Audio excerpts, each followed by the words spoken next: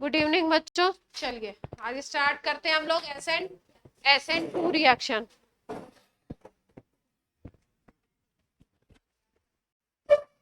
नाम से क्या पता लग रहा है आपको? SN2 का फुल फॉर्म क्या होना चाहिए?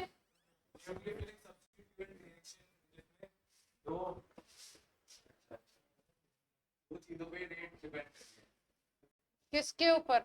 एक तो सबस्ट्रेट और एक बेस।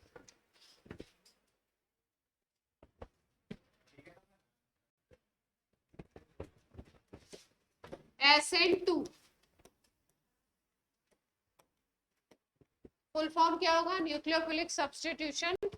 कौन सी रिएक्शन है? बाई मॉलिक्यूलर है ना? बाई मॉलिक्यूलर का मतलब यहाँ पे क्या हो जाएगा?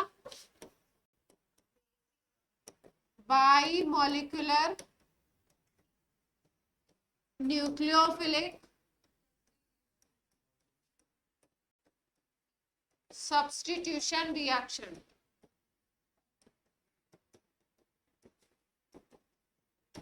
जैसे ही बोल दिया बाई मॉलिक्यूलर मतलब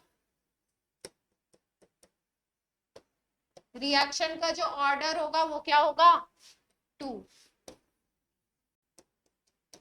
रिएक्शन का ऑर्डर क्या हो जाएगा? 2। और अगर किसी रिएक्शन का ऑर्डर 2 है मतलब क्या है? वो दो सब्सटेंसेस के ऊपर उसका रेट डिपेंड करेगा। अगर मान लीजिए आप रिएक्शन करा रहे हो, RX एल्काइल हैलाइड है, इस पे किसी न्यूक्लियोफाइल का रिएक्शन कराते हो आप, और प्रोडक्ट आप बना रहे हो किस मैकेनिज्म से? SN2 मैकेनिज्म से। प्रोडक्ट R के साथ NU लग जाता है और आपका प्रोडक्ट बन जाता है। इस मैकेनिज्म में क्योंकि हमने बोला ऑर्डर ऑफ रिएक्शन क्या है? 2। इसका मतलब इस रिएक्शन का जो रेट होगा, इस रिएक्शन का जो रेट होगा वो RX एल्काइल हैलाइड की कॉन्सेंट्रेशन के ऊपर भी डिपेंड करेगा, और ये जो न्यूक्लियोफाइल अटैक करने के लिए आ रहा है इसकी कॉन्सेंट्रेशन के ऊपर भी डिपेंड करेगा। तो rate depend on concentration of alkyl halide and concentration of nucleophile both। ये लाइन लिख लीजिए। रेट किसके किसके ऊपर डिपेंड करेगा? Rate depends on concentration of alkyl halide and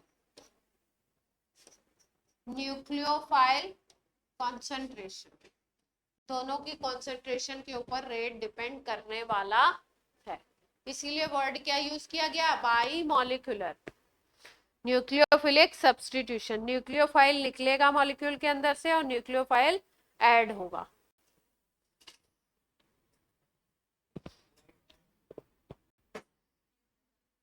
alkyl halide and nucleophile concentration या concentration of nucleophile. Halogen, halogen X is halogen, R is alkyl group, तो haloalkane हो गया ना, एल्काइल हैलाइड। ठीक है। SN1 की जब हम बात कर रहे थे तो कार्बोकेटाइन बन रहा था और 2 स्टेप में रिएक्शन हो रहा था। पहला स्टेप स्लोएस्ट स्टेप था और दूसरा स्टेप क्या था? फास्टेस्ट था। स्लोएस्ट में कार्बोकेटाइन बनता था, तो कार्बोकेटाइन अगर बन रहा है किसी रिएक्शन में तो वहां पे रीअरेंजमेंट की पॉसिबिलिटी होती है। यहाँ पे ना तो कार्बोकेटाइन बनेगा, ना ही रीअरेंजमेंट की कोई बात होगी, और ना ही प्रोसेस 2 स्टेप होगा। प्रोसेस कैसा होगा? 1 स्टेप प्रोसेस। ठीक है। तो SN2 मैकेनिज्म कैसा होता है? सिंगल स्टेप प्रोसेस होगा।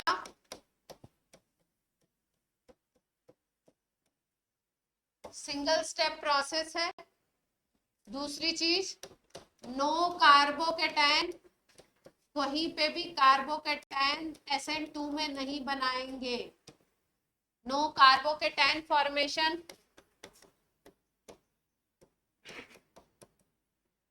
No rearrangement. अगर कार्बोकेटाइन ही नहीं है तो अरेंजमेंट की रीअरेंजमेंट की कोई पॉसिबिलिटी नहीं होगी। सिंगल स्टेप प्रोसेस है। सिंगल स्टेप प्रोसेस में इन जनरली ज्यादातर क्या होता है, ट्रांजिशन स्टेट बनेगी, transition state form. E1 E2 में से किस में बन रही थी ट्रांजिशन स्टेट? E1 E2 पढ़ा चुके हैं ना, जिसमें बेबी एल्कीन बना था E2 में। तो यहाँ पे किस में बन रहा है transition state? SN2। Transition state बनेगी, क्या होगी? Short live. और फिर उसके बाद क्या बन जाएगा अपना फाइनल प्रोडक्ट।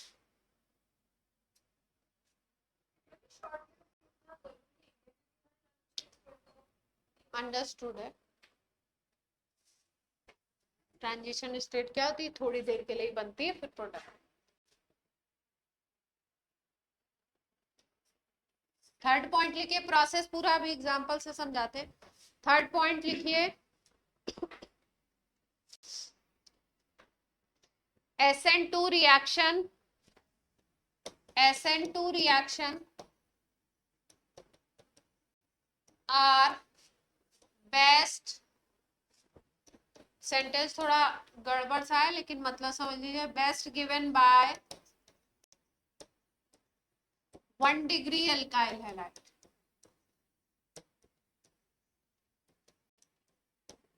अभी इसका रीजन समझाते हैं 1 डिग्री क्यों अच्छा देगा। 1 डिग्री अल्काइल। फोर्थ पॉइंट लिखिए, if alkyl halide is chiral, मतलब जिसमें कार्बन कैसा हो? कायरल हो। अगर अल्काइल हैलाइड कायरल हो, then inversion of configuration, configuration क्या होगा? इन्वर्ट हो जाएगा, पलट जाएगा। अगर रिएक्टेंट R है तो प्रोडक्ट कैसा बनेगा? S। अगर रिएक्टेंट S है तो प्रोडक्ट कैसा बनेगा? R। If alkyl halide is chiral, then inversion of configuration is reported.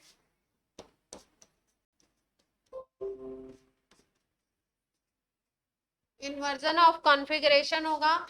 और ये जो कॉन्फ़िगरेशन का इन्वर्जन है, जिस साइंटिस्ट ने खोजा था उसकी बेसिस पे इस इन्वर्जन को बोलते हैं वाल्डन इन्वर्जन। क्या नाम है इसका? Walden inversion.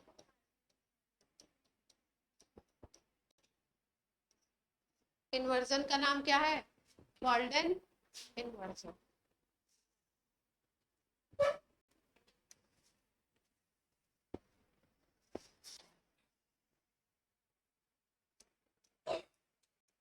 हो गया?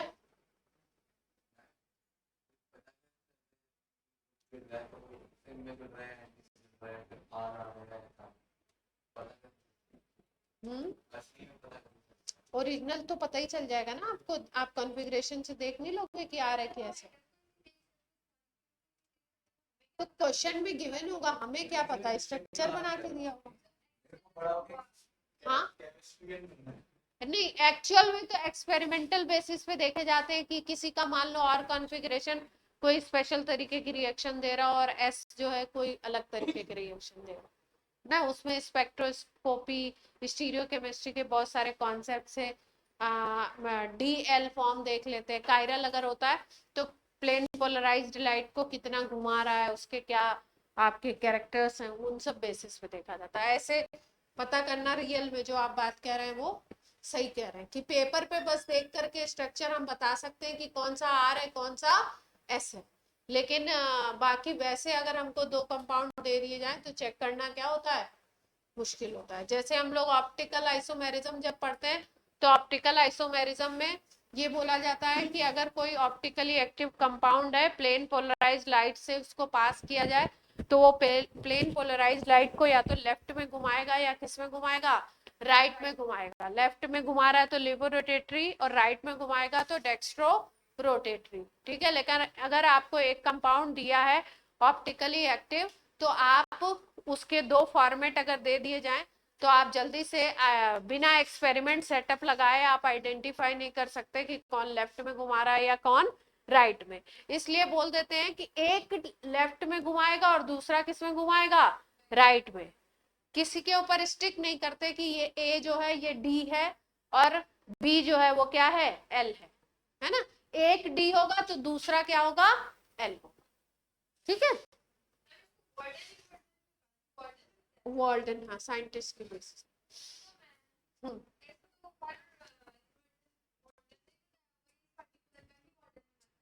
इसमें SN2। अच्छा, कितने पॉइंट हो गए। सॉल्वेंट के बारे में कुछ नहीं लिखा ना हमने, सॉल्वेंट लिख लीजिए। SN2 में सॉल्वेंट कैसा होगा, सॉल्वेंट होगा पोलर। पोलर क्यों जरूरत होती है, क्या बताया था SN1 में, पोलर सॉल्वेंट की क्यों जरूरत होती है, अंशराज बताएंगे।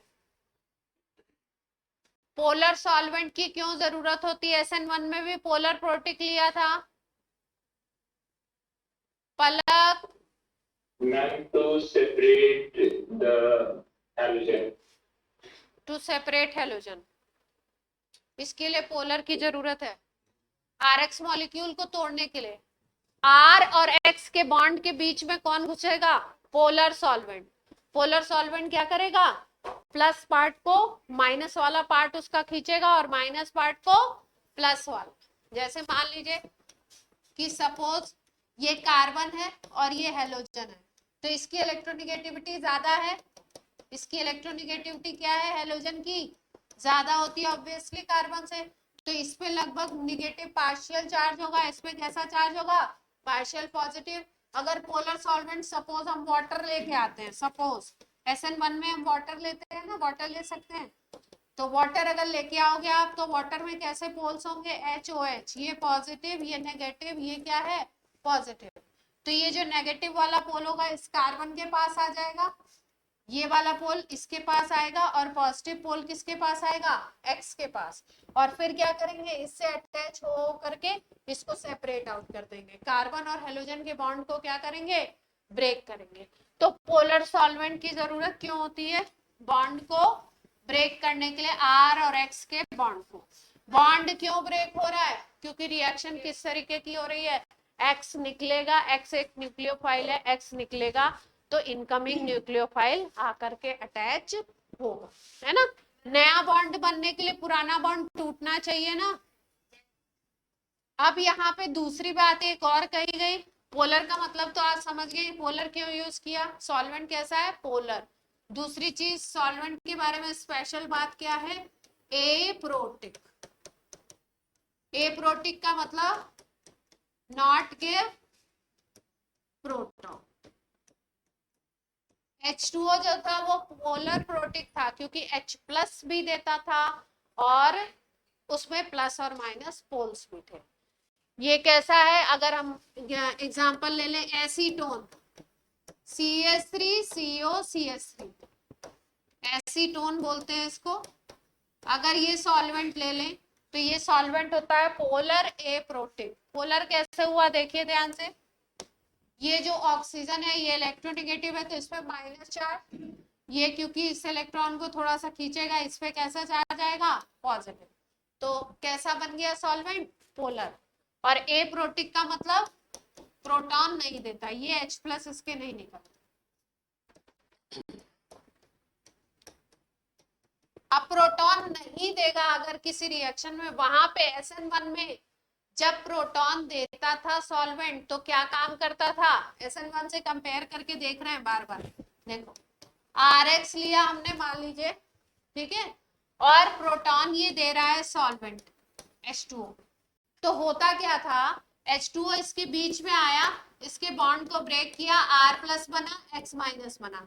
यहां तक की कहानी सबको क्लियर है, कार्बोकेटाइन फॉर्मेशन और X माइनस क्या है, एनायन फॉर्मेशन, ये बन गया। अब ये एनायन R प्लस से फिर से अटैच ना हो जाए इसलिए वाटर से क्या निकलेगा, H प्लस निकलेगा और वो H प्लस इसको चारों तरफ से क्या करेगा, कवर अप कर लेगा, और चारों तरफ से अगर कवर अप करेगा तो ये एनायन क्या हो जाएगा, इस सॉल्वेंट में डिसॉल्व हो जाएगा, बोलते हैं सॉल्वेशन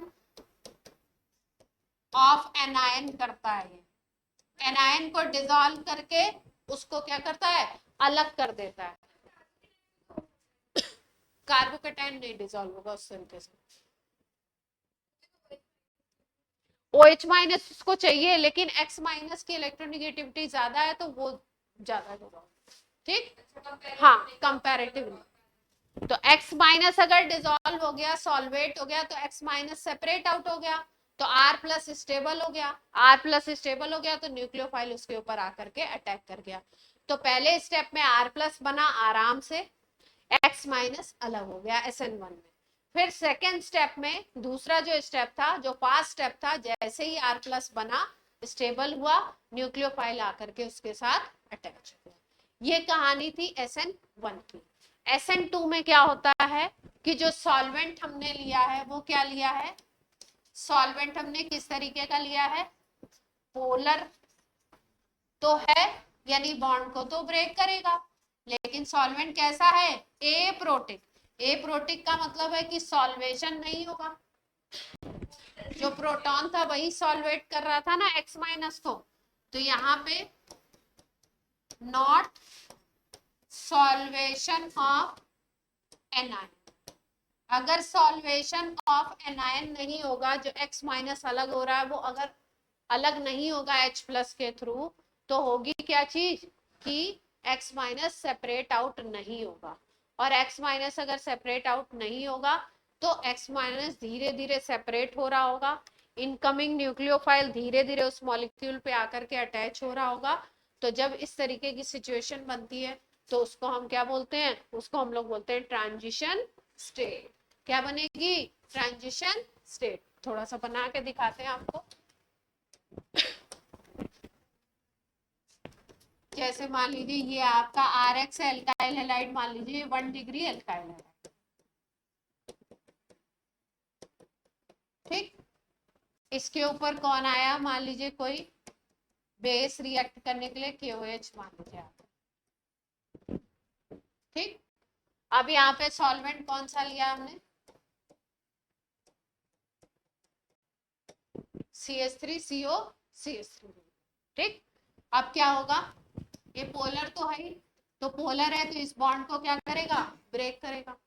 तो हम क्या देखेंगे कि धीरे धीरे ये बॉन्ड ब्रेक होगा, धीरे धीरे ये बॉन्ड ब्रेक होगा, और ब्रेक होने के साथ साथ, क्योंकि इस X माइनस को सॉल्वेट करके हटाने वाला सॉल्वेंट कोई नहीं है, H प्लस कोई नहीं है, इसलिए ये X माइनस इससे अटैच ही रहेगा। उसके साथ साथ ही इसके ऊपर OH माइनस आकर के अटैच होने लगे। ये जो OH माइनस है ये क्या है, ये इनकमिंग न्यूक्लियोफाइल है, और यहां से ये जो X माइनस निकल रहा है, X माइनस जो ग्रुप निकलता है उसको हम बोलते हैं लिविंग ग्रुप। न्यूक्लियोफाइल ये भी है, आउटगोइंग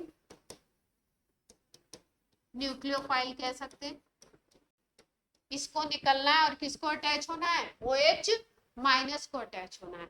तो यहाँ पे क्या होता है, R के साथ अभी X निकला नहीं होगा, उसके पहले ही क्या होगा, OH माइनस भी धीरे धीरे अटैच होना शुरू हो जाएगा। मतलब ये बॉन्ड पूरे तरीके से ब्रेक नहीं हुआ है, ये नया बॉन्ड एक और बनना शुरू हो गया। इस स्टेट को हम क्या बोलेंगे, ट्रांजिशन स्टेट। कौन सी स्टेट बोलेंगे, ट्रांजिशन स्टेट। और इस ट्रांजिशन स्टेट के बाद फिर क्या होगा, X माइनस अलग हो जाएगा, X माइनस आपका अलग हो जाएगा, और OH आपका क्या होगा, बन जाएगा। ये क्या बना आपका फाइनल प्रोडक्ट।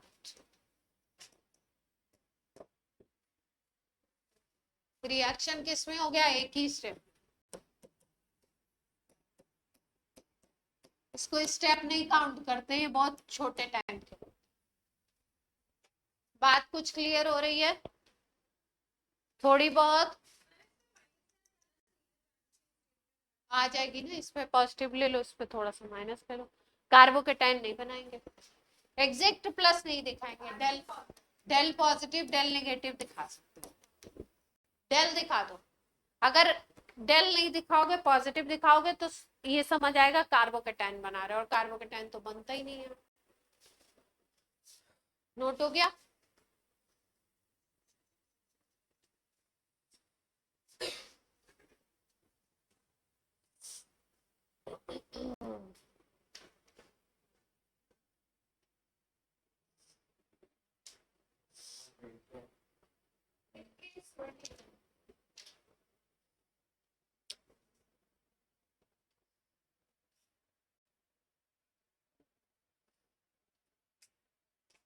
यहाँ पे देख पा रहे हैं आप कि R के साथ जिधर से X अटैच था उस तरफ से OH माइनस अटैच नहीं हुआ। OH माइनस कहाँ से अटैच हो रहा है?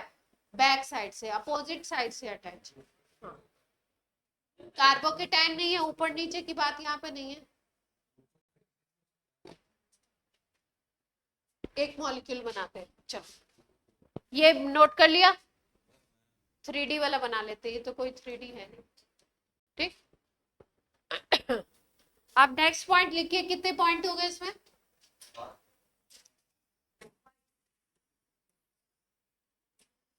3 degree alkyl halide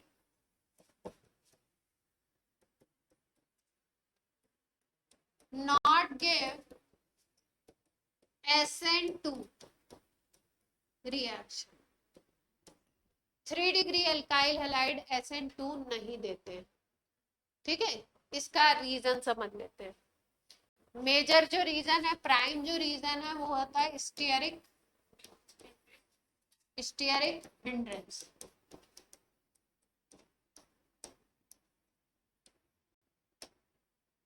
prime reason क्या है? Stearic hindrance. मान लीजिए कि आपके पास ये एल्काइल हैलाइड है इस तरीके का,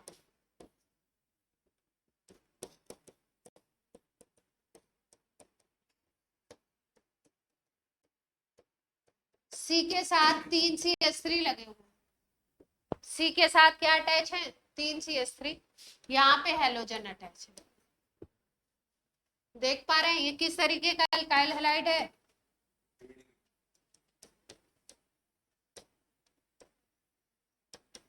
बोलो भाई। 3 डिग्री एल्काइल हैलाइड है, देख पा रहे हैं सब लोग?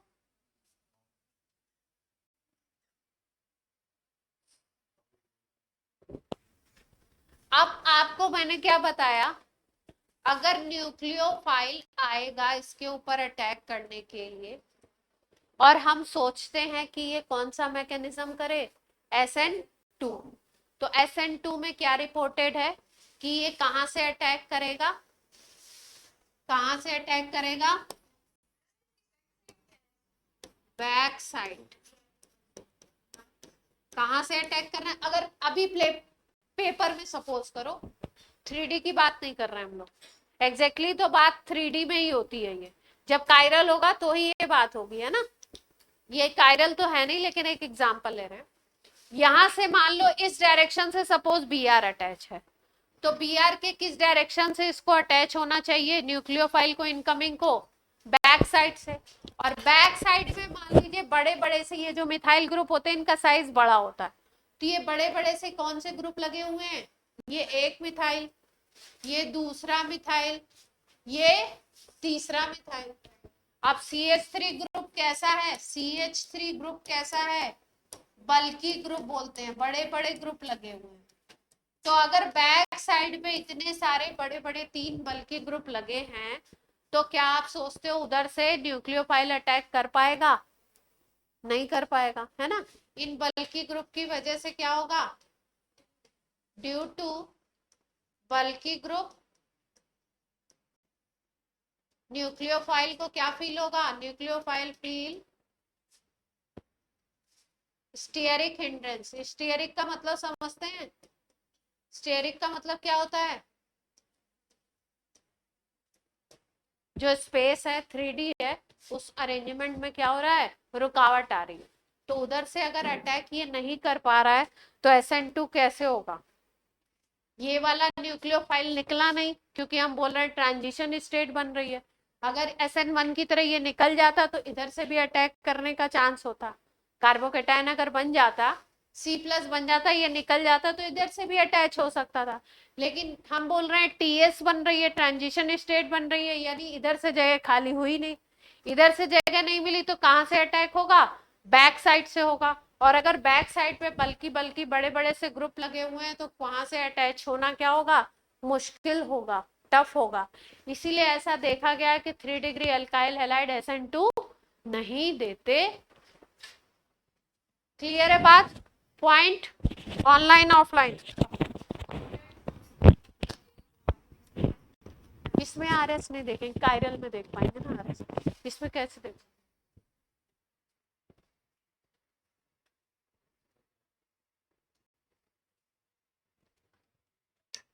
हम्म,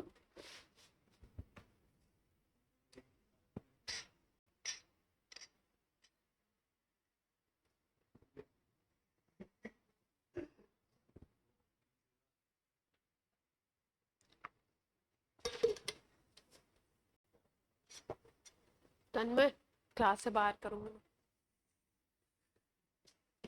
शांति, पढ़ाई के टाइम पढ़ाई, मजाक के टाइम मजाक।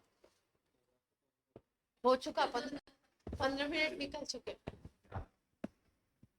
अब क्लास ऑफ होने के बाद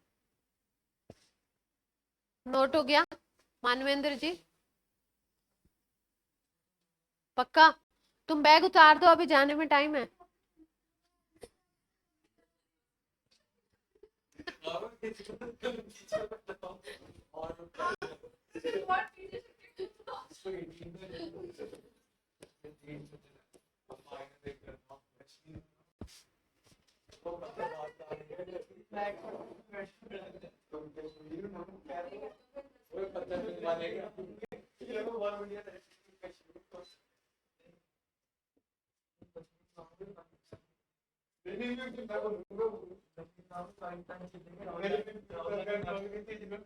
बस हो गया, हो गया, हो गया।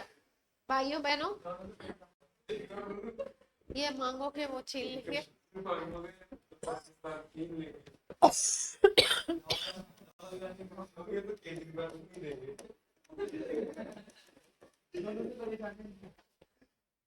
भाई वीडियो चल रहा है, तुम लोग नहीं दिख रहे, मैं ही दिख रही हूँ।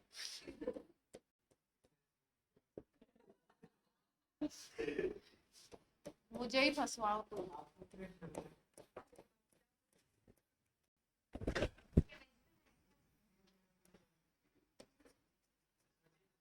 मतलब इससे तो फेमस हुए नहीं, और दूसरे तरीके से फेमस करवा दो तुम।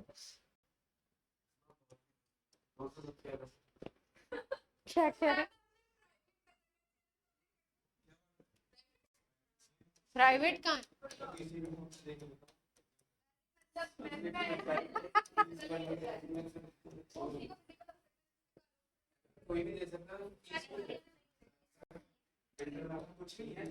क्या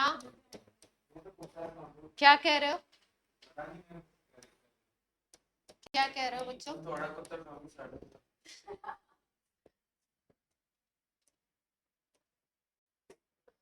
अरे तुम लोग, ये सब क्या है? मोह माया। ये क्या बन रही है?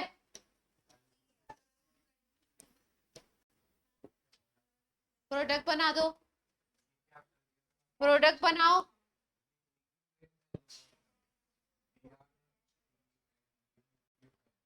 BR और ये एक ही उसमें प्लेन में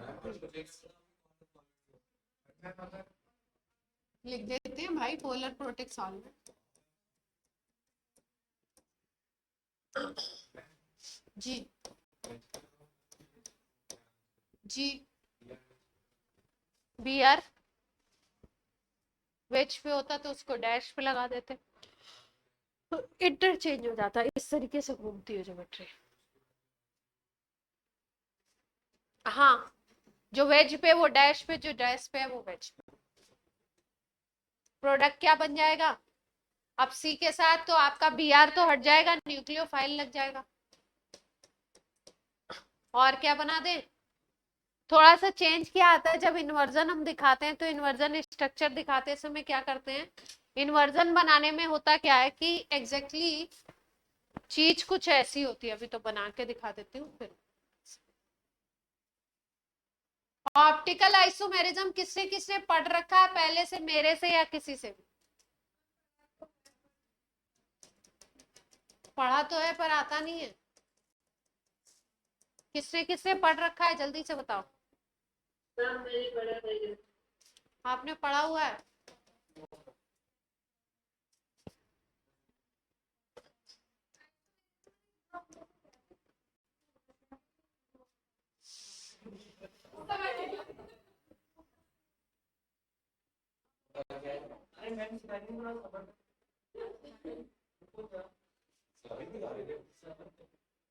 ये क्या बन गया आपका?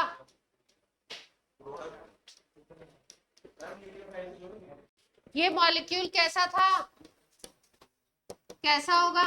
कायरल होगा ना। कायरल कैसे बना? कार्बन पे क्या लगा हुआ है? हाइड्रोजन। कार्बन पे लगा हुआ है CH3, कार्बन पे लगा हुआ है फिनाइल, कार्बन पे अटैच है ब्रोमीन। चारों जो ग्रुप्स हैं वो कैसे हैं आपके, किस तरीके के हैं? अलग। तो चारों अगर अलग अलग हो गए तो ये कैसा हो गया? कायरल। ठीक है, कायरल सेंटर बोलेंगे।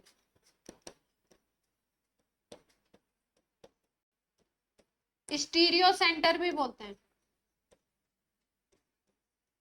क्या बोल सकते हैं? Stereo centre. क्योंकि इस सेंटर के अबाउट क्या होगा? स्टीरियो केमिस्ट्री चेंज होगी। कहने का मतलब क्या, समझो। ध्यान से समझिए। पेपर पे कैसे दिखाएंगे?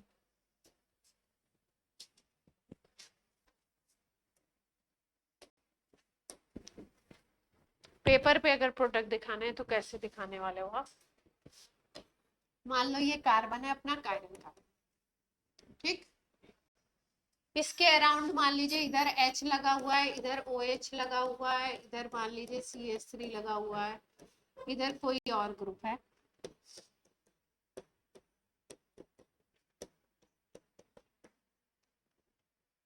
ठीक है, C2H5 लगा दूंगा। ये कोई कंपाउंड है।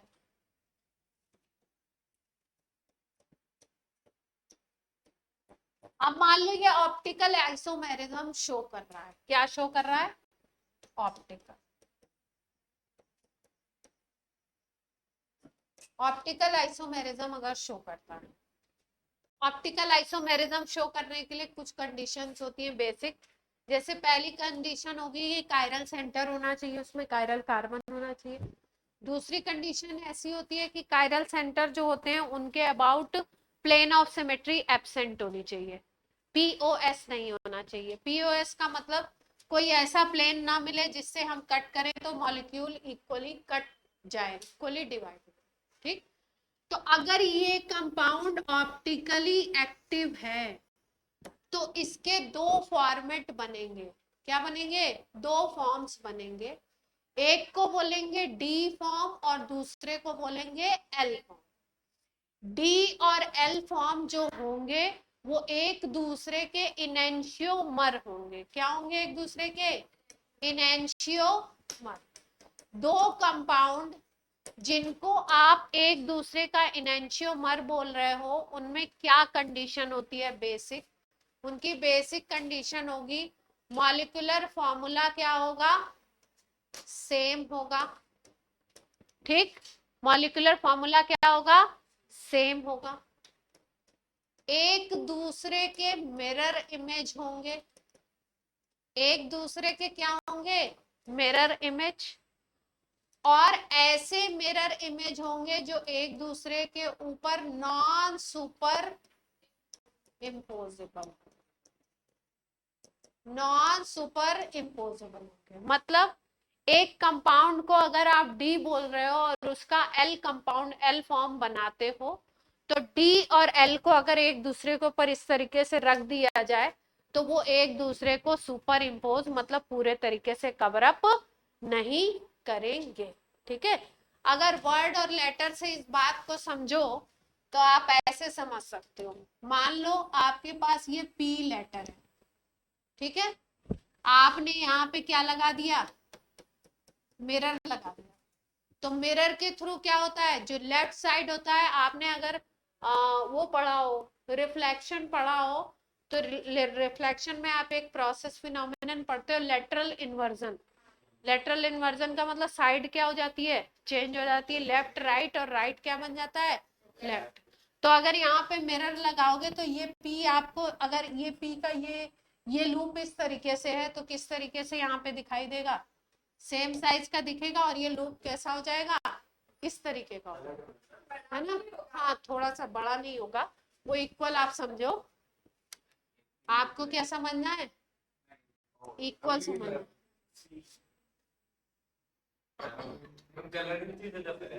कलर वाला नहीं चेंज होगा, ठीक है, इक्वल समझना है। तो साइड क्या हो जाएगी, जो चीज राइट में है वो कहाँ चली गई, लेफ्ट में चली गई। तो आपको बेसिकली क्या समझना है, राइट किस में ले जाना है, लेफ्ट में, और लेफ्ट कहाँ ले जाना है, राइट में, मॉलिक्यूल के केस में। ठीक, अब अगर इस तरीके से, तो एक उस कंपाउंड का एक फॉर्मेट डी बोला जाएगा, एक फॉर्मेट एल बोला जाएगा। अभी अभी मैंने आपको बताया कि एक्सपेरिमेंट के थ्रू बता सकते हैं कि कौन सा फॉर्म डी है और कौन सा फॉर्म ऑप्टिकली एक्टिव दोनों होंगे, कौन सा फॉर्म डी है कौन सा फॉर्म एल है ये नहीं बता सकते।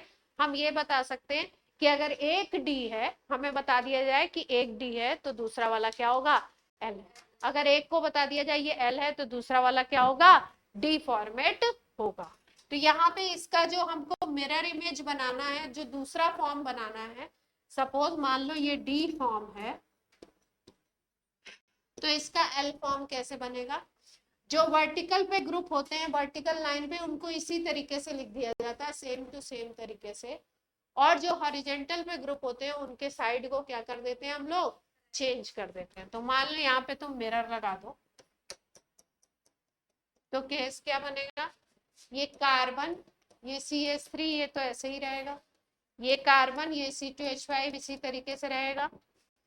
यहाँ पे इधर पे देखो राइट हैंड साइड में H था और इधर लेफ्ट हैंड साइड में OH था, तो अब साइड चेंज होगी, ये OH बन जाएगा, ये क्या बन जाएगा, H, इधर क्या बन जाएगा OH, और ये क्या बन जाएगा H।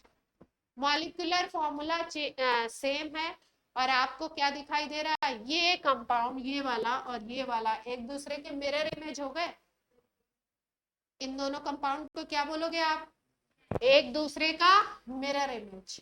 और एनेंशियोमर के लिए क्या कंडीशन है, मिरर इमेज तो हो ही हो, एक दूसरे पे नॉन सुपर इम्पोजेबल हो। मतलब अगर इस कंपाउंड को उठा करके आप इसके ऊपर रखोगे, इस कंपाउंड को उठा करके इसके ऊपर रखो, तो यहाँ पे क्योंकि OH है, यहाँ पे क्या आ रहा है H, तो दोनों के साइजेस में डिफरेंस होगा, जो बड़ा होगा वो ज्यादा दिखाई देगा, जो छोटा वाला होगा वो क्या होगा, पीछे की तरफ दब जाएगा। तो यानी कि पूरे तरीके से कवर अप करने का मतलब होता है बिल्कुल इक्वल कवरेज हो, है ना। जैसे मान लो ये दोनों हाथ है अपने, इनको अगर ऐसे रखते हो तो पूरा कवरेज है, लेकिन अगर ऐसे रख दो, ये हाथ ऐसे और इसको ऐसे रख दो, देखो ये एक दूसरे की मिरर इमेज होंगे, और बीच में मिरर लगाओगे तो एक दूसरे की मिरर इमेज बन जाएंगे। लेकिन अगर एक दूसरे के ऊपर ऐसे रखोगे तो कवर अप करेंगे क्या, नहीं कर पाएंगे, फुल्ली कवर अप नहीं करेंगे। तो ये जो कंपाउंड है, ये दोनों, अगर इसको नाम दे दो A और इसको नाम क्या दे दो B, तो दोनों के मॉलिक्यूलर फॉर्मूला सेम है, दोनों एक दूसरे के क्या है, मिरर इमेज है, लेकिन ऐसी मिरर इमेज है जो क्या है, नॉन सुपर इम्पोजेबल। तो ऐसे इन दोनों कंपाउंड को क्या बोलोगे आप, इनेंशियोमर्स। एक दूसरे के क्या होंगे ये, इनेंशियो,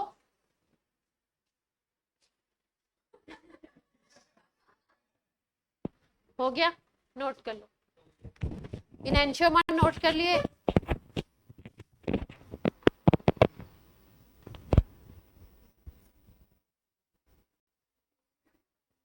इन्वर्जन की बात समझ में आई। इसमें भी क्या हुआ, एक तरीके से अगर हम बोले तो स्ट्रक्चर क्या हो गया, इन्वर्ट हो गया, घूम गया। कैसे, मिरर के अराउंड हमने देखा कि लेफ्ट पार्ट क्या बन गया राइट, और राइट पार्ट क्या बन गया लेफ्ट।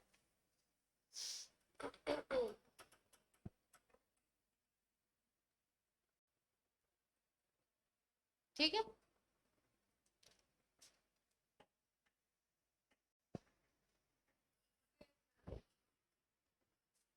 तो इसी तरीके से SN2 मैकेनिज्म में भी आप क्या करेंगे, जो ग्रुप आपको लेफ्ट साइड में दिख रहे हैं उसको कहां पे दिखाना है आपको प्रोडक्ट में, राइट साइड पे। उसकी क्या करनी है, थोड़ी सी ट्विस्टिंग कर देनी है, टिल्टिंग कर देनी, जैसे देखो यहाँ पे हमने करी, पिछले एग्जांपल में हमने करी।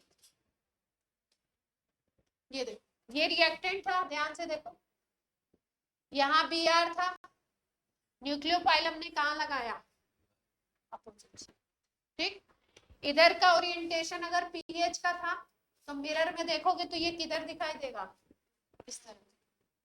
ठीक, इसको देखो, अगर CH3 थोड़ा सा इस तरफ था तो मिरर में देखोगे तो किस तरफ दिखेगा, H अगर थोड़ा सा इस तरफ था, इस साइड जा रहा था, बीच से देख लो इस साइड जा रहा था, तो H किस तरफ दिखा दिया हमने प्रोडक्ट में। कर लो आपस में, कुछ बात कर रहे हो आप दोनों। हाँ, नहीं दिखाई पड़ रहा।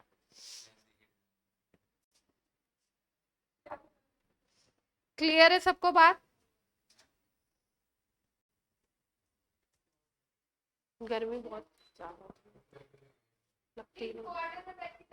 मैम तो उसमें पहले क्या बनेगा, पहले जो नॉर्मल प्रोडक्ट बनेगा उसके बाद नॉर्मल क्यों बनेगा, TS बन रही है, नॉर्मल क्यों बन रहा है, TS बन रही है, प्रोडक्ट सीधे एक ही सिंगल स्टेप रिएक्शन है ना। चलिए कुछ पॉइंट और लिखिए SN2 में, SN2 में कुछ पॉइंट और लिख लो। कोई कुछ कहना चाहता है? हाँ, मिरर इमेज बनेगी, लेकिन ये कंडीशन किसके लिए है, कायरल अगर मॉलिक्यूल है तो। जैसे मान लो अगर आपको इस तरीके से दिया हुआ है, ये दे रखा है CH3Br के ऊपर आपका कोई न्यूक्लियोफाइल मान लीजिए KOH आकर के अटैच हो रहा है ना, ठीक, तो H माइनस आके अटैच होगा। आपने पोलर एप्रोटिक सॉल्वेंट ले लिया, मान लीजिए ये, इस सॉल्वेंट के प्रेजेंस में रिएक्शन हो रहा है, तो सीधे सीधे Br हटाओगे और क्या लगा दोगे OH। लेफ्ट राइट का कोई मतलब नहीं है, विदाउट कायरल सेंटर। प्रोडक्ट लिख दो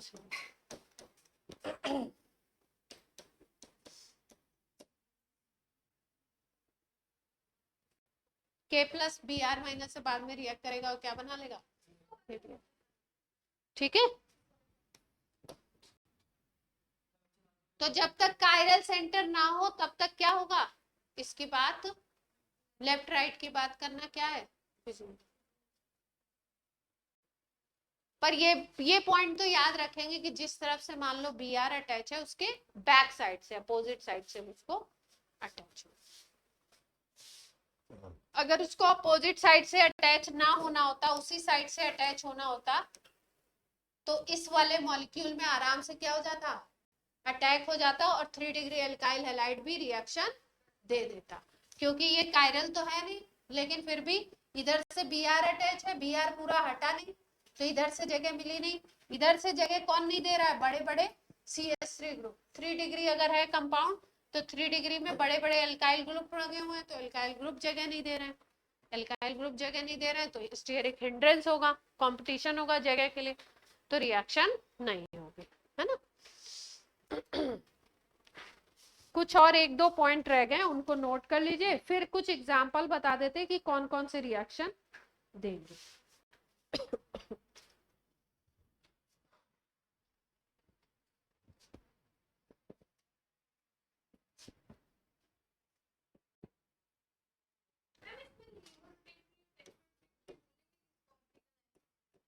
अभी तो समझाया कि एक्सपेरिमेंट से बता सकते हैं कौन सा डी है कौन सा एल है। नहीं, सामने से देख के नहीं बता सकते। ये बोल सकते एक डी होगा एक है, सामने से देख के ये चीज नहीं बता सकते, ठीक है। जरा ऑर्डर लिख लो SN2 का। SN2 का ऑर्डर कौन कौन किस ऑर्डर में देगा।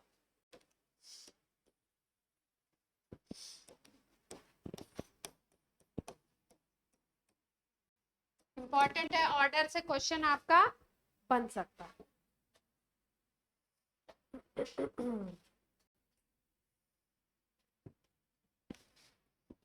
PH CO CH2X, PH CO CH2X, CH3 CO CH2X,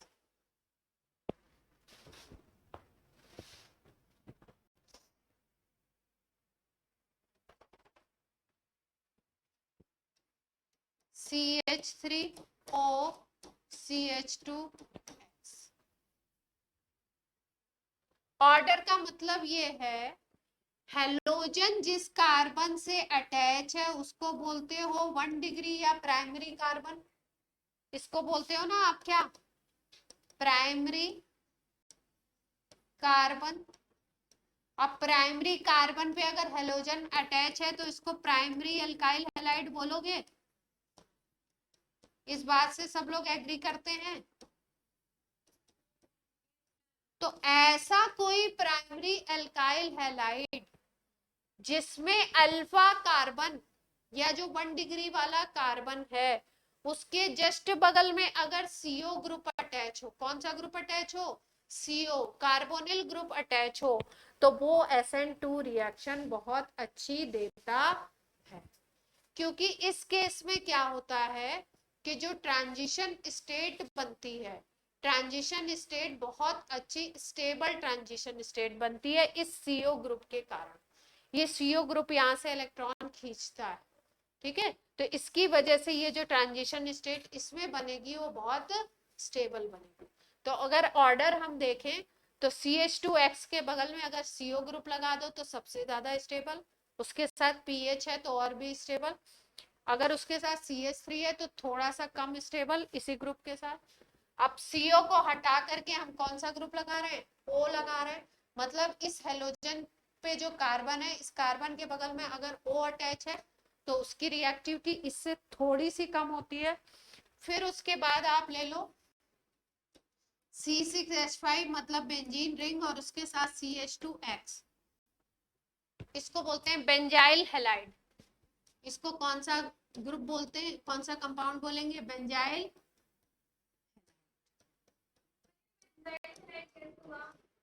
C6H5 CH2 group benzyl group होता है ना। C6 वो फिनाइल बनेगा बच्चों।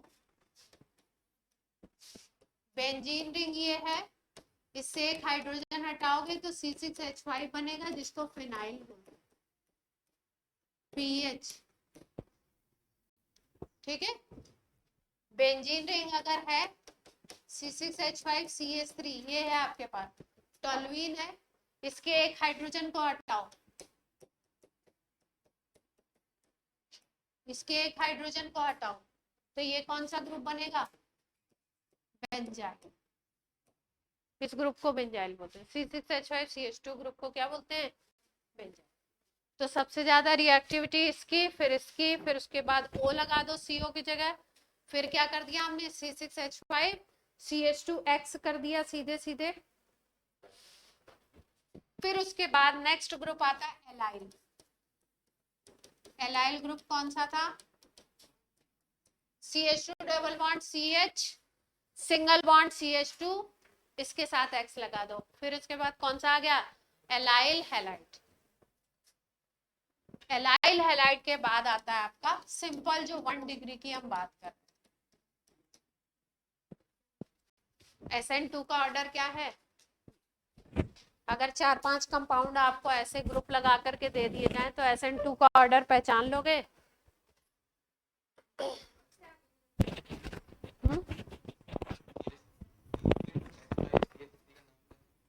ये तो टॉलुइन है ना, सीधे सीधे टॉलुइन है कंपाउंड ये। C6H5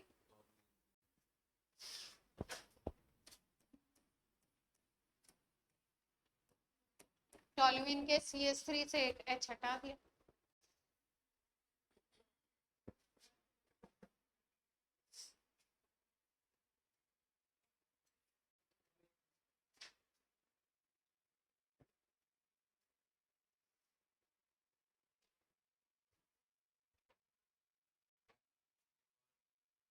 जी बोलिए।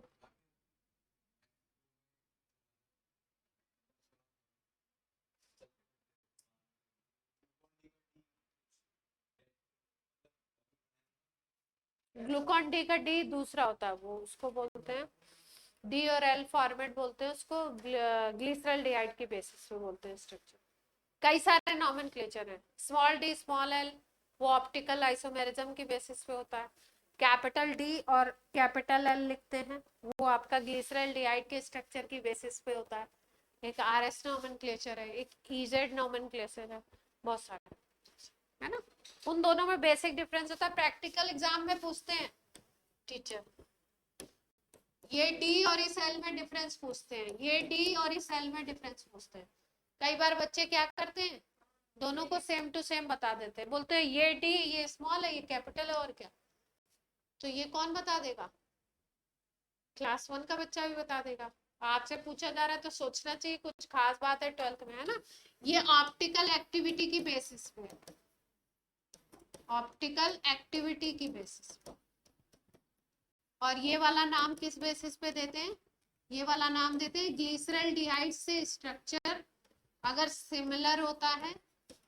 ग्लिसरॉल्डिहाइड के दो फॉर्मेट है, कैपिटल डी ग्लिसरॉल्डिहाइड और small D glyceraldehyde. Capital D L glyceraldehyde, glyceraldehyde से ही नॉमेनक्लेचर ये आया है।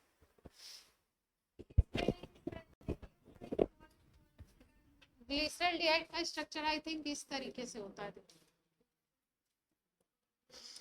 ऐसे लेते हैं कुछ।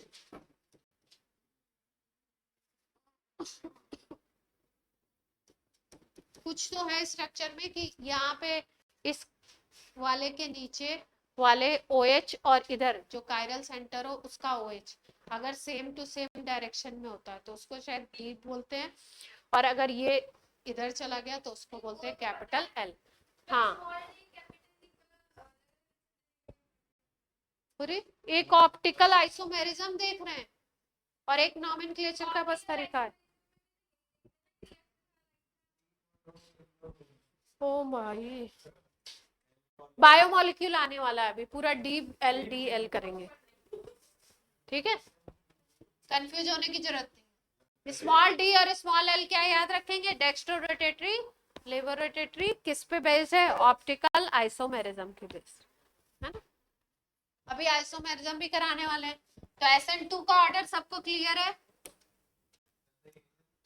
अब हाँ, अब अगर लिविंग ग्रुप ले लो आप, लिविंग ग्रुप का मतलब जो न्यूक्लियोफाइल निकलने वाला है, अगर वो अच्छी स्पीड से निकलेगा, अच्छा लिविंग ग्रुप है तो क्या होगा, रेट ज्यादा होगा, ऑब्वियस सी बात है। अगर निकलने वाला ग्रुप तेजी से निकलेगा तो जुड़ने वाले के लिए जगह मिलेगी जल्दी से, तो क्या होगा, लिविंग ग्रुप अगर अच्छा है तो रेट क्या होगा। पॉइंट नंबर जो भी हो डाल लीजिए। SN2 का रेट किसके ऊपर डिपेंड करेगा, लिविंग ग्रुप टेंडेंसी पे। कौन सा ग्रुप तेजी से निकलेगा, ठीक है। हेलोजन में स्पेशली याद रखो, हेलो एल्केन में ये केस हम पढ़ते हैं इसलिए हेलोजन में याद रखो, I- सबसे तेज निकलता है, Br- उससे धीरे, Cl- फिर F-। सबसे तेज कौन सा लिविंग ग्रुप निकलता है, I-।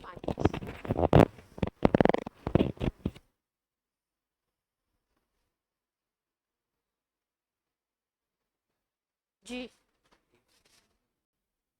बोलिए बोलिए। हाँ हम्म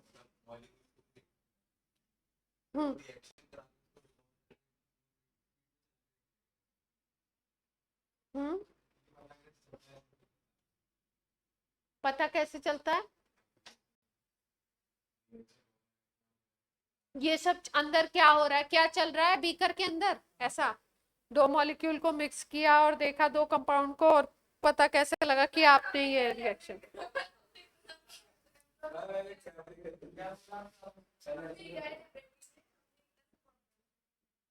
लेबोरेटरी में एक तो पहली बात देखो, जैसे कोई चीज आपको ऑब्जर्व करनी है, जैसे मान लो आपको ऑप्टिकल एक्टिविटी देखनी है, जैसे मान लो आपको किसी चीज का कलर तो आंखों से दिखाई देता है, कलर देख पाते हो आप, है ना? कोई गैस इवॉल्व हो रही है तो वो देख पाते हो, कहीं पीपीटी बन रहा है तो वो देख लोगे आप, है ना? लेकिन ये चीज आप नहीं देख पाते हो कि किसी का किस तरफ से, क्योंकि मॉलिक्यूल इतने छोटे होते तो आपको कैसे पता चलेगा कि किस तरफ से अटैक हो रहा है, किस तरफ से मॉलिक्यूल अटैचमेंट मॉलिक्यूल का हो रहा है। तो बहुत सारी चीजें तो छोटे छोटे स्पेक्ट्रोस्कोपी एक ब्रांच ऑफ केमिस्ट्री है, केमिस्ट्री नहीं बोलेंगे, ब्रांच ऑफ साइंस है, बहुत सारी जगह यूज किया जाता है मॉलिक्यूल्स को देखने के लिए, मॉलिक्यूल्स के रिएक्शन के लिए। ये क्या है आपका? एक टूल है, एक तरीका है। इसमें मॉलिक्यूल के ऊपर रेज डाली जाती हैं, उसके हिसाब से वो किस तरीके का पैटर्न दे रहा है, उसके हिसाब से उसके रिएक्शंस को हम लोग क्या करते हैं, प्रेडिक्ट करते हैं, है ना? वैसे अगर बोले तो आधे से ज्यादा केमिस्ट्री क्या है? क्या है? हाइपोथेटिकल। पहले रिजल्ट निकला, फिर उसके बाद सोचा गया ये रिजल्ट कैसे आया। तो SN2 की प्राइम प्राइम बातें सारी नोट कर ली। अब कुछ एक पॉइंट और लिख लो, लास्ट पॉइंट है ये आपका।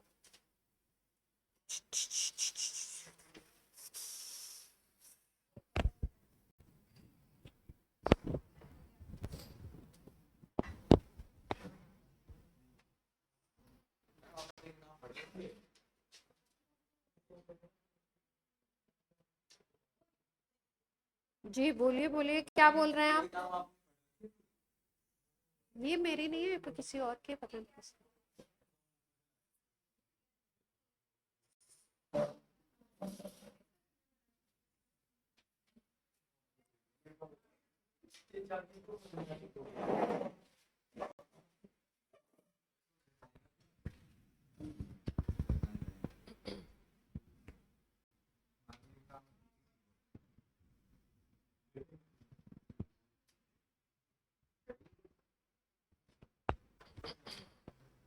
Vinyl and aryl, last point है इसका।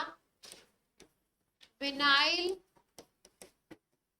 And aryl halide. Vinyl halide कौन सा होगा? CH2 डबल बॉन्ड CH, इसके साथ Cl लगा दो, ये ग्रुप है विनाइल। ये ग्रुप क्या है?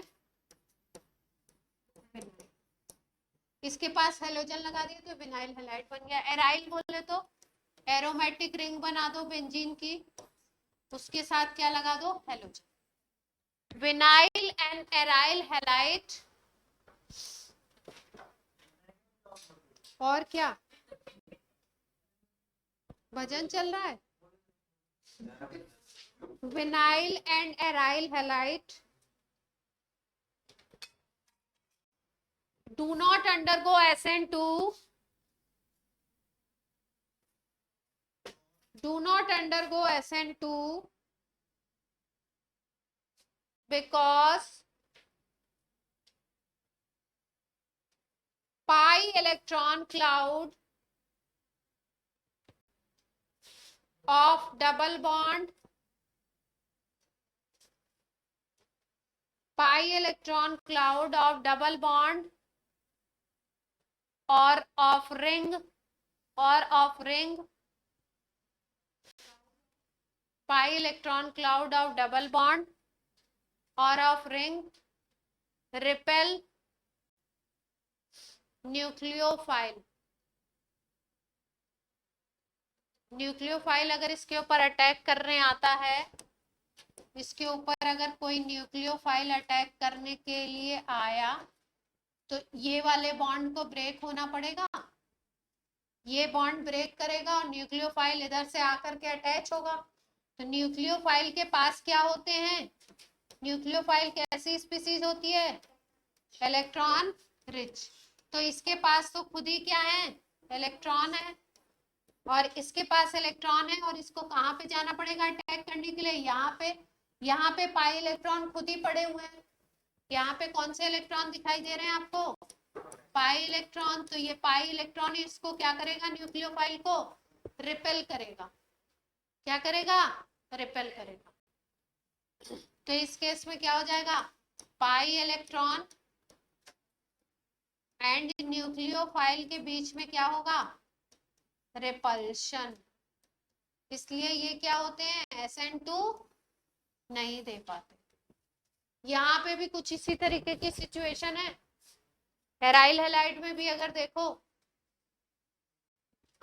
तो ये हेलोजन अटैच है, इस हेलोजन को हटा करके क्या लगना है आपका, इस हेलोजन को ये ब्रेक होगा अगर न्यूक्लियोफाइल आया तो, और न्यूक्लियोफाइल को यहाँ से तो जगह मिलेगी नहीं, कहीं और से इधर से लेनी पड़ेगी।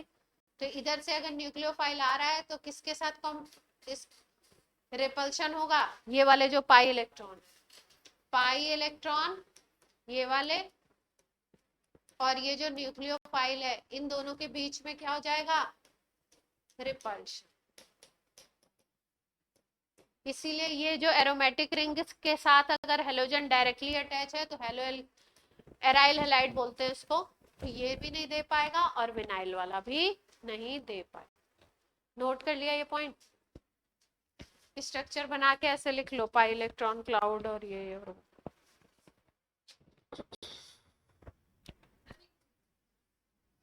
लिख लिया।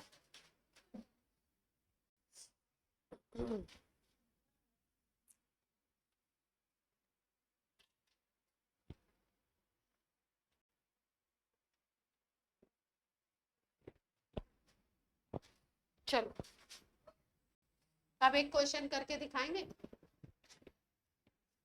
रजत कहीं जाना है? पीछे बैठ के पीछे वालों का असर क्यों ले रही हो?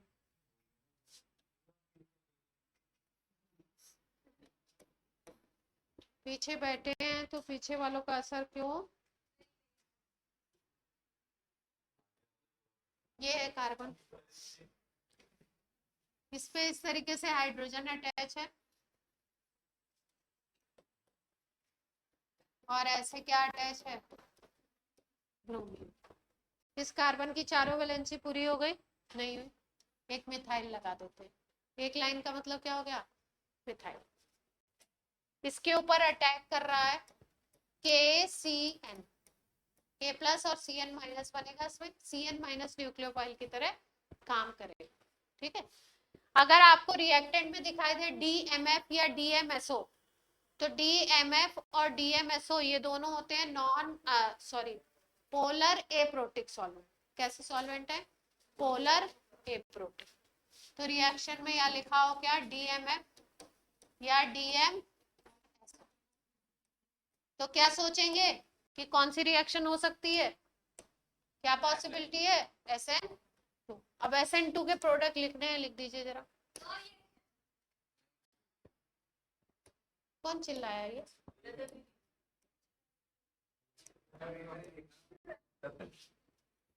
प्रोडक्ट बनाए ध्यान से, ऑनलाइन ऑफलाइन बोथ बना दिया।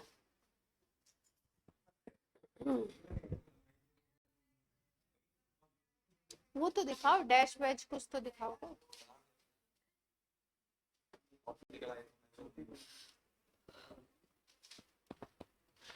प्रोडक्ट बना दो क्या?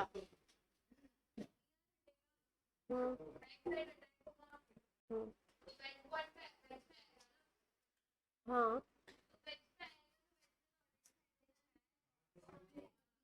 तो इंटरचेंज होगा, यही तो बताया, इन्वर्जन करो।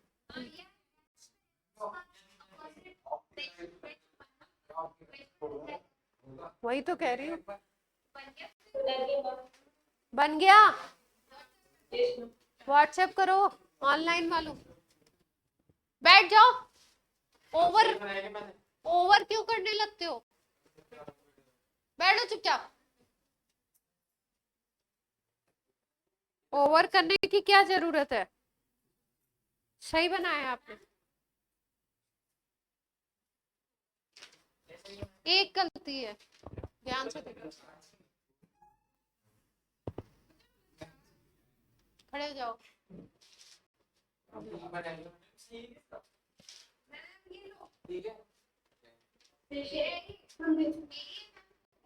भेज दिया।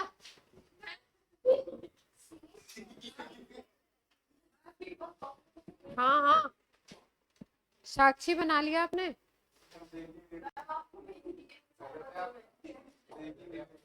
क्या? मुझे तो दिखोगी तुम। ये किसका है? भूवी?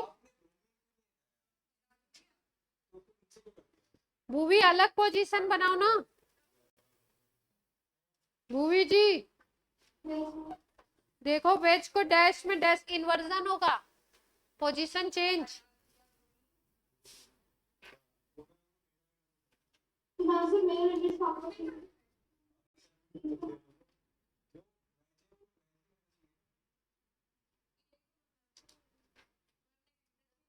दो वेज कैसे होंगे?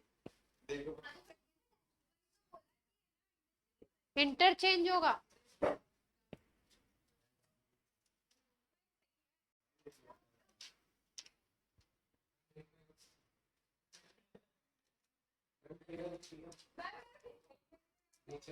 तुम्हारा तो सही था मोस्ट ऑफ द। तुम्हारी क्या गलती थी? गलती नहीं।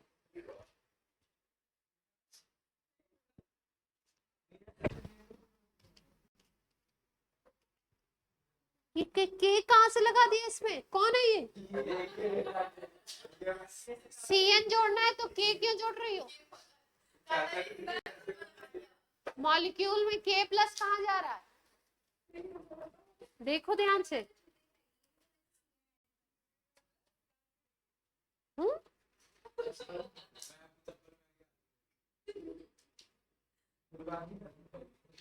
कौन है ये? नहीं, ऐसे नहीं बोल।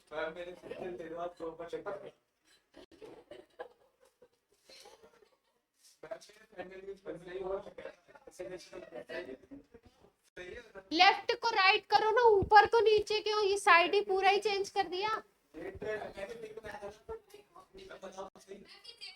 चलो मैं बता दे रही हूँ। चलो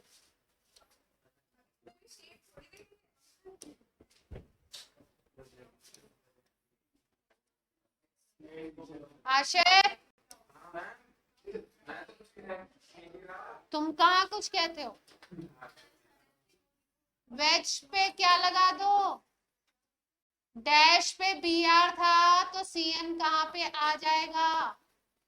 इन्वर्जन बोले तो डैश पे अगर बी आर था तो डैश वाली पोजीशन पे तो सी एन नहीं आएगा, उस तरह से अटैचमेंट नहीं होगा।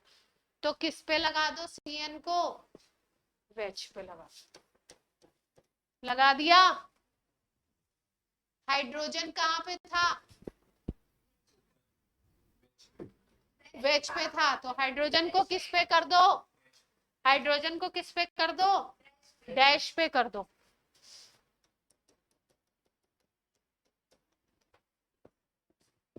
ठीक है। और CH3 तो CH3 रहेगा। अगर साइड चेंज करके दिखाना चाहते हो तो कुछ ऐसे दिखा सकते हो।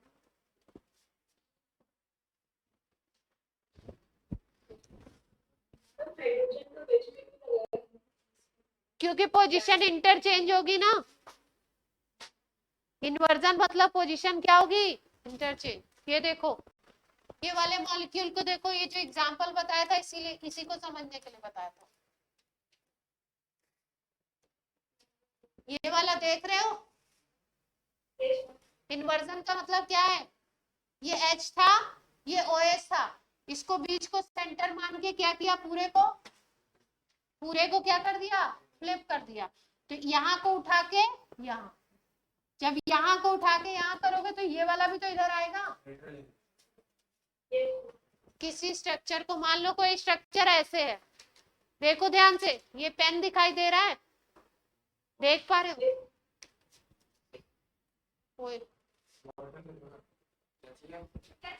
हाँ, बॉटल सबसे सही है। बहुत भारी। ये बॉटल दिख रही है सबको? बॉटल दिख रही है सबको ऑनलाइन? अच्छा, इसको रिवर्ट कर रहे हैं। तो अगर ये वाला बैक साइड वाला इसका जो बेस है, अगर ये इधर चला गया, इस तरफ आ गया, तो जो बॉटल का लिड है वो दूसरी तरफ चला गया ना। देख पा रहे हैं? लेफ्ट को राइट, लेफ्ट को राइट। रजत ने क्या किया था आंसर में? टॉप को बॉटम। टॉप को बॉटम नहीं करना है, क्या देखना है कॉन्सेप्ट? पेपर पे मॉलिक्यूल कैसे ड्रॉ करना है? लेफ्ट को राइट, राइट को लेफ्ट। तो आपने फिर पूरे को नहीं कराई, पहले दिन को तो कराई नहीं लेफ्ट को, जहां पे कायरलिटी है उसी को तो करेंगे। कायरल कार्बन जहां पे है वहीं पे तो बात करेंगे। क्लियर हुआ सबको? अगला सवाल कौन करेगा SN2 का? जल्दी से बोल दो। जिसमें कायरल कार्बन होगा, इंटरचेंज किसमें? हाँ हाँ,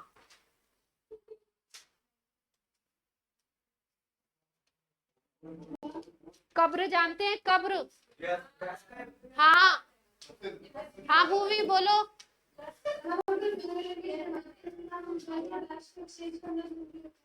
हाँ चेंज होगा ना। ये देखो, ये देखो बेटू, देखो ये बॉटल इस तरीके से है, अब मैंने इसको इस तरीके से कर दिया, तो जो बॉन्ड आपका बैक में था, मान लो बैक में मैंने लिड रखा हुआ, इसका ढक्कन है, और ये बेस वाला जो है फ्रंट साइड में दिख रहा है। अब हमने क्या किया, पूरे मॉलिक्यूल को ऐसे ट्विस्ट किया। अगर तो अगर ट्विस्ट करोगे तो लिड सामने आ गया। अब ये वाला बॉन्ड कहाँ गया? सामने। और ये वाला बेस वाला कहाँ चला गया? पीछे। तो हमें कैसे घुमाना है? हमें कैसे घुमाना है मॉलिक्यूल को? लेफ्ट राइट में। ये है, देखो हाथ देखो मेरा, ये दिखाई दे रहा है? सबको दिख रहा है? ट्विस्ट करना है कैसे, देख पा रहे हैं? अरे एक एग्जांपल देने की बताए, खेल नहीं हो रहा है। थंब और इसमें क्या हो गया?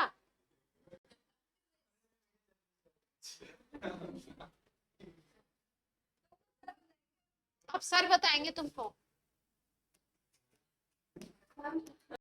हाँ, एक क्वेश्चन और करके बता दो तो मुझे बात समझ में आ जाए कि आपको बात समझ में आ गई।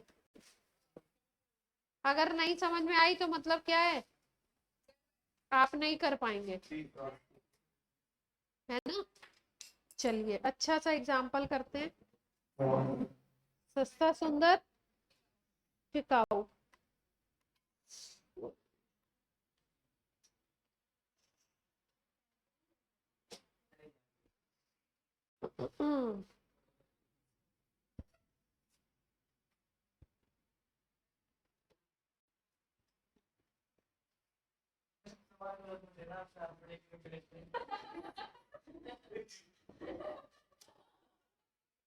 तुम्हारी आवाज बहुत निकल रही है। एक वो होता है ना, क्या कहते हैं, शोधन, प्यूरिफिकेशन प्रोसेस। प्यूरिफिकेशन सुना है? इम्प्योरिटी जब ज्यादा आ जाती है तो क्या करना पड़ता है? मटेरियल को प्यूरिफाई करना पड़ता है ना? तो अब हम क्या करने वाले हैं? अच्छा, एल्काइल हैलाइड की जो हम लोग याद कैसे रखेंगे कि एल्काइल हैलाइड किस रिएजेंट से रिएक्ट करता है? तो SN2 देता है, किससे? SN1 देता है। KSH से रिएक्शन जो होता है SN2 होता है। पोटेशियम थायो, KOH को क्या बोलते हैं? पोटेशियम हाइड्रोक्साइड, इसको बोलेंगे पोटेशियम थायो हाइड्रोक्साइड। नहीं, KSH को KCN कर ले। रिएक्शन कैसा होगा? SN2, इसकी वजह से, KSH की वजह से। तो इसका मतलब आपको याद रखने पड़ेंगे कौन कौन से रिएजेंट की प्रेजेंस में SN2 होने वाला। चलिए प्रोडक्ट बनाइए फटाफट से।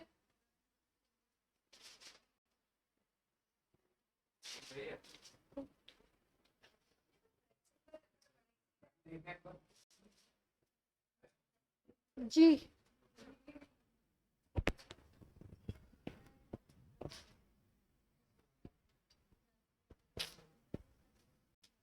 लाइव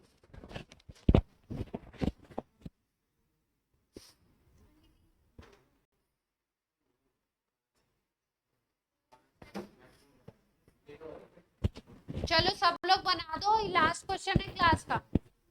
अगर समझ में आ गया तो इसका मतलब क्या है, आ गया। चलिए बनाइए, प्रोसेसिंग चल रही। तुम थोड़ा आराम से आंसर किया करो, बहुत फास्ट आंसर करती हो और ज्यादातर गलत कर रही हो, जो ना तो एक्सपेक्टेड है ना डाइजेस्टेड है मेरे द्वारा। ठीक है रजत?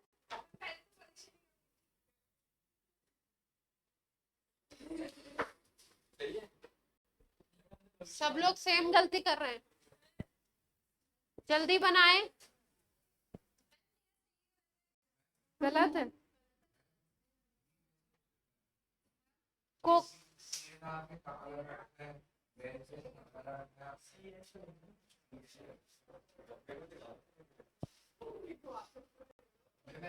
एसएच माइनस क्यों लगा रहे हो तुम लोग? जब जुड़ जाएगा तो माइनस खत्म हो जाएगा ना। एसएच लगाओ सीधे। हाँ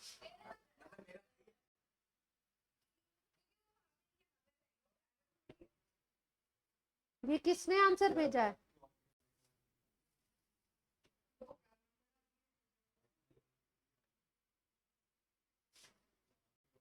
मान्या ने भेज दिया आंसर।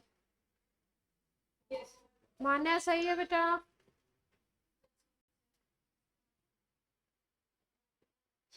वेरोनिका आपका भी सही है।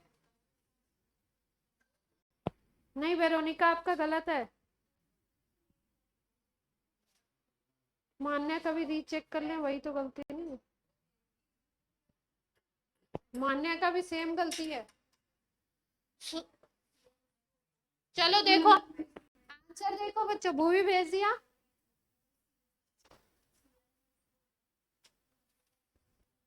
अरे सब वही गलती कर रहे हैं। भूमि ने तो पूरा मॉलिक्यूल ही उलट के रख दिया। ये देखो इनका अलग लेवल का चल रहा है। क्लास देखिए ध्यान से, बोर्ड पे देखो। क्लास सुनो, अब ऐसा नहीं है कि आपको कोई केस बता दिया जाए तो आप बिना कंडीशन देखे भिड़ते ही वो केस लगा देंगे। क्वेश्चन तो देखो क्या पूछ। तुम थोड़ा आधे घंटे रुक जाना है। सीएल किस पे लगा हुआ है? इस कार्बन पे। ये कैसा है? 1 डिग्री। ये कोई कायरल दिखाई दे रहा है क्या? एक मिनट, बी साइलेंट। ये कायरल दिख रहा है क्या? कायरल कार्बन कौन सा यहाँ पे बन रहा है? ये वाला। क्यों? यहाँ CH2 CH2 Cl लगा हुआ है, यहाँ पे CH2 CH3 लगा हुआ है, यहाँ पे CH3 लगा है, यहाँ पे H लगा हुआ है, तो कायरल कार्बन तो ये है। लेकिन कायरल कार्बन पे कोई रिएक्शन ही नहीं हो रहा है, क्योंकि रिएक्शन कहाँ होगा? ये हेलोजन हटेगा और SH आकर के लगेगा। तो कायरलिटी, ये जो प्लेन इनकी, इसमें कोई चेंज ही नहीं आएगा, यहाँ पे कुछ हो ही नहीं रहा है। तो सीधे सीधे आंसर आपको क्या लिखना है? नो रिएक्शन नहीं। यहाँ पे SH लग जाएगा Cl को हटा करके, और बाकी सब कुछ तो कुछ चेंज ही नहीं होगा ना, यहाँ पे तो कोई रिएक्शन ही नहीं हो रहा है।